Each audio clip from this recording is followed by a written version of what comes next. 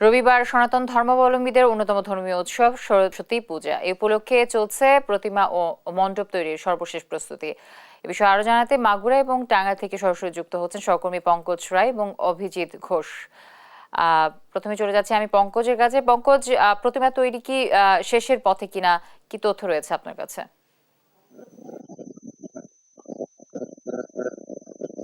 ধন্যবাদ জুথি। আমি এই মুহূর্তে আছি মাগুরার মোহাম্মদপুরের কানাইনগরের কুমোরপল্লীতে। আগামীকাল মাঘ মাসের পঞ্চমী তিথিতে শ্রী শ্রী সরস্বতী দেবীর পূজা অর্চনা অনুষ্ঠিত হবে। এবার মাঘ মাসে পঞ্চমী তিথিটা রবিবার এবং সোমবার, দুই দিন মাঘ মাসের তিথিটা থাকার কারণে, পঞ্চমী তিথি থাকার কারণে পূজাটা আসলে দুদিন ধরে হবে। এই কারণে এখন থেকেই মাগুরার প্রত্যেকটি কুমোরপল্লীতে দেখা যাচ্ছে শেষ পর্যায়ের প্রস্তুতি। আমরা প্রত্যেকটা মন্দিরে মন্দিরে আমরা যে কুমোরপল্লীতে আমরা যে দেখেছি যে প্রত্যেকটা শিক্ষা প্রতিষ্ঠান, মন্দির তাদের পূজার জন্য দেবীর যে প্রতিমার অর্ডার করেন যে প্রতিমা শিল্পীদের নিকট, এই প্রতিমা শিল্পীরা প্রায় মাসব্যাপী তাদের হাতের কারুকার্যের সর্বশেষ প্রস্তুতিটাই এখন তারা নিচ্ছেন। মা সরস্বতী দেবীর আরাধনার জন্য তারা শেষ পর্যায়ে রাত জেগে দিনভর সবসময় তারা তাদের কাজগুলো করে যাচ্ছেন সর্বশেষ প্রস্তুতি হিসাবে। এদিকে আমরা যতটুকু আপনাদেরকে জানিয়ে রাখতে চাই, মা সরস্বতী হলো ভগবানের বিদ্যা এবং জ্ঞানের একটি শক্তির প্রকাশ। মা সরস্বতীর গায়ের রং শুভ্র, শ্বেত শুভ্র, যেটাকে নির্দেশ করা হয় যে শুভ জ্ঞান, সুস্থ বিদ্যা, এটাই আমরা গ্রহণ করব মা সরস্বতীর দেবীর গায়ের রং থেকে। আর তাছাড়া আমরা দেখি মায়ের হাতে পুস্তক এবং বীণা রয়েছে, যার কারণে মা সরস্বতী দেবীকে অনেকে বীণা পানি অর্চনা হিসেবেও ডাকেন। এদিকে রাজহংস মায়ের বাহন।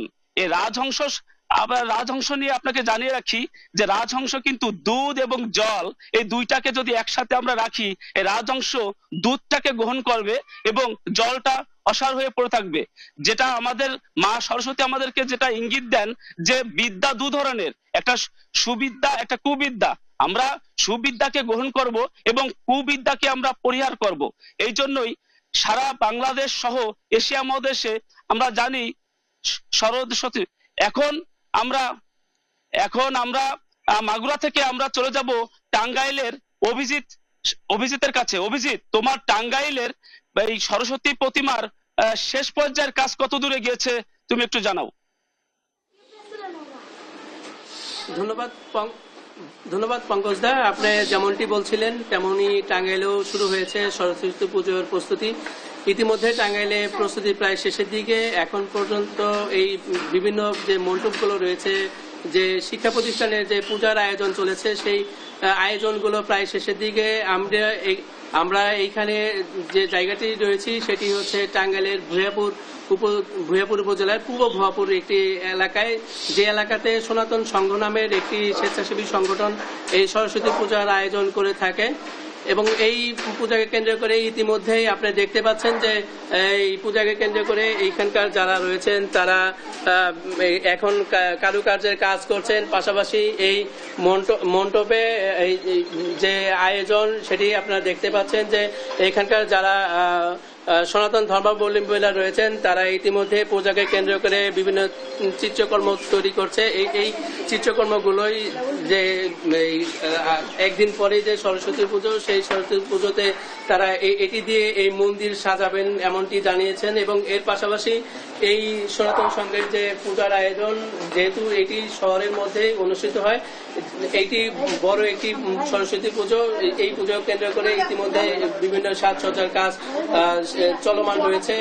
আর কিছু কাজ শেষেই যে সোমবারে যে পূজার আয়োজন সেটি তারা সম্পূর্ণ করবেন। ইতিমধ্যে আপনারা দেখতে পাচ্ছেন যে বিভিন্ন চিত্রকর্ম তারা এই তৈরি করেছে। এখনো তারা এই মন্দিরে তার যে চিত্রকর্মগুলো সেইগুলো করে যাচ্ছেন। পাশাপাশি যে এই মন্দিরে যে সাজসজ্জার কাজ সেটিও চলমান রয়েছে।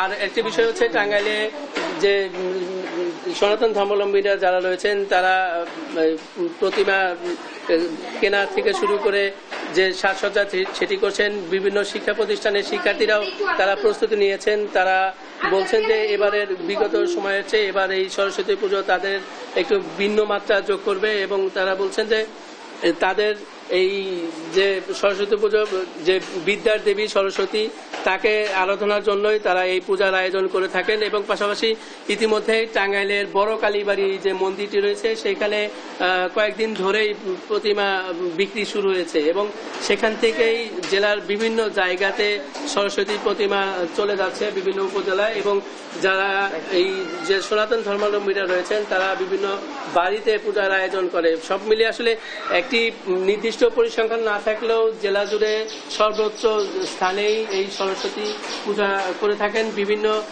নানা শ্রেণী পেশার মানুষজন ছাড়াও শিক্ষার্থী যারা রয়েছেন তারা বিদ্যা অর্জনের জন্য এই সরস্বতী পূজা করে থাকেন। আমরা একটু কথা বলবো এখানকার যে আয়োজক রয়েছে সেই আয়োজকের কাছে যে এইবারের পূজায় কি কি কি প্রস্তুতি রয়েছে আপনাদের? আমরা গত 7 দিন যাবত আমরা রাতে কাজ করতেছি, এখন মধ্যে কাজ চলতেছে। আমাদের হচ্ছে পরশু দিন পুজো, সোমবারে পুজো হচ্ছে। আমাদের প্রায় 60% মধ্যে কাজ কমপ্লিট করতে পারছি। আর বাকি যে কাজগুলো আছে সেগুলো শেষ করতে আমাদের সম্ভবত আরো একদিন বা আগামী দিন বা পরশু দিনে আমরা সব কাজ কমপ্লিট করে ফেলবো। আর আমাদের যে প্রতিমাটা সেই প্রতিমা যেমনটি বলছিলেন, উনি বলছিলেন যে পূজার আয়োজন প্রায় শেষের দিকে, এই শেষ মুহূর্তের কাজ চলমান রয়েছে। আর একদিন পরে যে সরস্বতী পুজো এটি শেষ হলেই সোমবারে শুরু হবে। তো এই ছিল টাঙ্গাইল থেকে সরস্বতী পুজোর জ্যোতি। মাগুরা থেকে পঙ্কজ রায় এবং টাঙ্গাইল থেকে অভিজিৎ ঘোষ যুক্ত ছিলেন আমার সাথে।